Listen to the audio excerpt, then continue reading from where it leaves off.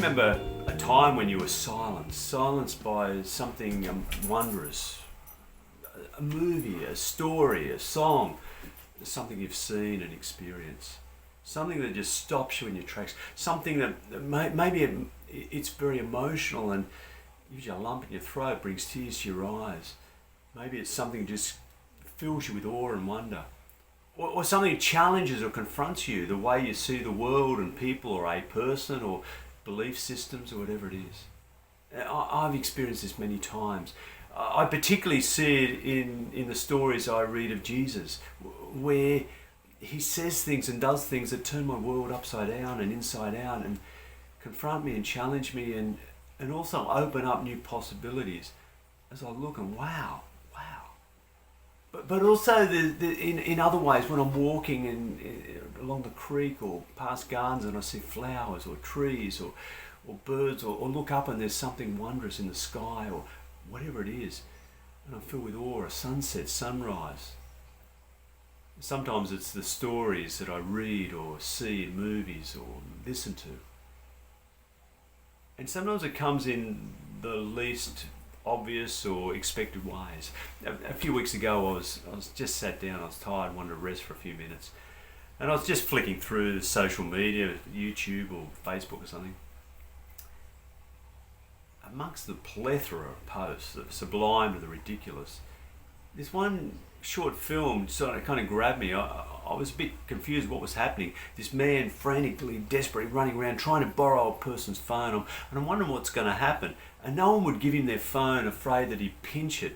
But someone gave him money to make a call from a payphone. And he did. He rang a hospital in another city. And the story got me in, and the person on the end of the line said, I can't give you any information about that patient. I can't do it over the phone. And he's desperate and begging. And she says in the end, look, all I can tell you is this. If you want to see him, you better get here in the next week. And that just made the man more desperate and frantic as he rushed around trying to work out how to get to the next city. He had no car, no money. He managed to beg or borrow money for a bus ticket, but then discovered there were no buses for another week to that city. And so he ran and walked and got there in a couple of days. And he got into the hospital administration, the reception, and he asked for the room number, and the woman said, I can't give it to you. You're not on the visitors list, and that man's very private, he's well known, and people are harassing him. No, can't get it. And he gets desperate and he's making a scene, and finally the security people come over to take him away, and as they're dragging him away, he collapses and passes out. And the doctors come running and they fix him up or set him up and sedate him and put him on a drip and give him a bed and monitor him. And when he wakes up, he realises where he is and that the time's running short. And so he gets himself around the hospital looking for the name, finally finds the name and the room and sneaks in. He enters and there's this elderly man in bed with machines all around him and he's asleep. So he stands in the corner not wanting to wake the man up. And a nurse comes in and she says, what are you doing here? Why are you here? And makes a scene and tries to drag him out and wakes the man, who asks, what's going on? And the nurse is about to speak and the man looks up and there's recognition in his face, wide wonder. And he calls the other man over and he tentatively walks over and he kneels before the bed with his head down and he says, please forgive me. Please, I've come to ask your forgiveness. Please. And the elderly man takes the other man's hands in his and says, no, it's I who needs forgiveness from you. Oh, you can't imagine how long I've waited for this day and dreamed of it. And now it's happened and I can die in peace.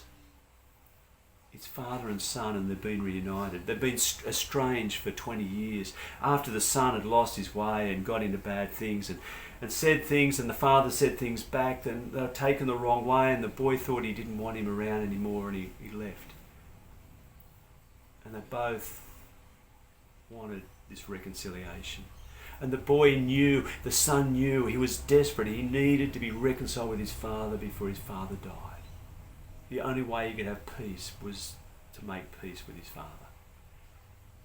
And it just moved me because I thought in a broken world where there's so many stories of conflict and hatred and violence and warfare and fighting and estrangement and revenge and retaliation and so on. Here's a story of reconciliation, of love and of forgiveness. And it's what the world needs. And there's a little twist in the story, because when the son found out that the father's problem was a kidney failure, and he had a very rare type and no one could be found to match him, the son said, "What about me?" And against all the odds, he was a match, and he gave one of his kidneys and saved his father. And they were reunited in the family home. And it just moved me, as many stories do, about love. And this week in Mark's story of Jesus, a religious leader who's been watching Jesus being confronted by the other religious leaders from around in the temple area, trying to trick him and trap him and take him down. And he's answered all of them wisely and gotten the better of them. And the common crowd are hanging off every word he says. And this religious leader, different from the rest, comes up and says, "You know, teacher, I've heard you and your wise answers. Tell me, what is the first commandment, the greatest commandment?" And Jesus says, "Well, the Lord your God is one. You must love the Lord your God with all your heart and soul and mind and strength." That's a fairly typical answer. The Shema Yisrael, the words of the good Jewish people would recite daily and have written down and stuck on their hands or on their foreheads or on their doorposts to remind them to love God with all that they are. But Jesus tacks on another one and says the second is like it. It is like it. To do the first, you must do the second. And that's love your neighbour as you love yourself. And the religious leader looks at him and he says, "You're right. You're right. Do those two commandments and they're better than all the sacrifices and offerings." And the crowd is stunned and silenced, because these two religious leaders have basically undermined all the religiosity of faith. Faith is based on penance and piety and rules and regulations and laws and offerings and sacrifices and ritual, is now released into the way of love. If you love God with everything you are, and in so doing love your neighbour as yourself, you've done it. You've done all. It's a lens through which to look at the world and to respond to the world. And when we do, things change.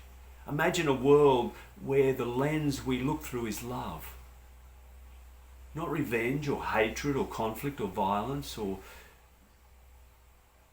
scapegoating those who are different.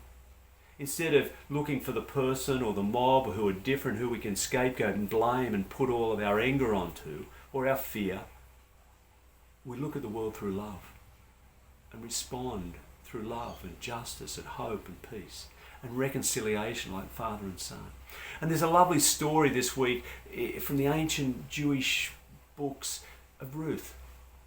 It's the story of this woman, Naomi, and her husband and two sons who leave their homeland, the Jewish homelands, in search of safety and life because there's famines and looking for food. And they go to Moab, neighbouring country.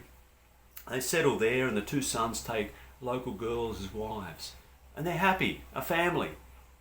But then Naomi's husband dies, and she's grief-stricken. But then her two sons die. And these three widows have nothing. They're desperate and they're grief-stricken. And Naomi in particular is traumatised. She's lost everything, her whole family in this land. And she's angry with God and everyone. And then finally she hears that things are not too bad in the homeland. They've settled down. And that's where her extended family is. And so she makes a decision to go back home. And so she calls the two daughters-in-law together and says, "Look, I want to release you from any obligations you think to me. I want you to go back to your families. You go with my blessing. I can't give you anything. I can't give you more sons to marry. I can't give you a life. I'm going home. I want you to go home to your families and start again with my blessing." And Orpah, one of them, says, "Thank you," and blesses Naomi and goes back to her family. But the other one, Ruth, says, "No, I won't go. Where you go, I will go. Your home will be my home. Your country, my country. Your God, my God. Where you go, I will go. I will be with you. And life and death." And nothing Naomi can say will dissuade Ruth. And they go. And as one commentator points out, this is such a profound story of commitment, of love. Naomi wouldn't be the easiest person in the world to live with. She's angry, she's traumatized, she's depressed, she's grief-stricken. And she's going home to a foreign country, or her home, but it's foreign to Ruth. It's a land that's not been hospitable to Ruth's people, the Moabites. There could be danger. Two widows won't have much money. They'll be poor, marginalised probably. There's not much hope of remarrying. There's no real life. She doesn't know anyone there, and she'll leave her family behind and probably never see them again. But she makes that commitment for the well-being of Ruth. She gives and sacrifices of herself for the sake of Naomi. It's a profound story. It's a beautiful story of love and commitment. And I wonder what the world would look like if there were more Ruths. More people who sacrificed something of themselves for the sake and well-being of others. Who gave of themselves in order for the well-being of other people was there. If this lens of love and commitment was the lens through which we looked, imagine the world. Imagine the world without revenge and without fear and hatred and conflict, or where conflicts are resolved through love and reconciliation. This is the way that God calls us into. This is the way of love and hope and life. God's way, the way of Jesus. And it silences me every time I hear it.